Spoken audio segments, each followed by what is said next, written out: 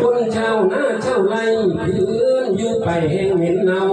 ค่อยมีบ่อยากเบาคนคือเจ้าเก่าสมัยอย่าหวังเลยว่าสิได้เงินใส่ใจไปหาหมอให้ไปกวาวน้ำตาสตางเงินแบ่งให้ค่อยเสียบ่ยอมแล้วเงินทองนั่นมีค่าเจ้านั้นป่วยมายาหลอกเอาค่อยใส่ยาท่านใบบ่อยากจางคุณกองแม่นี่ทอฟ้ากะจริงอยู่บ่ถือสาคุณมันดาบ่เข้ารบแต่ยังใดพอดี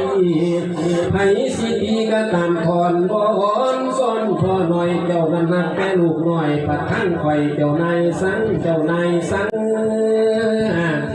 โอ้ยคอยอยากขี่ใส่บังเอามาทั้งกระหนังหัวเท่าตาหัวใหญ่ตาฟ้า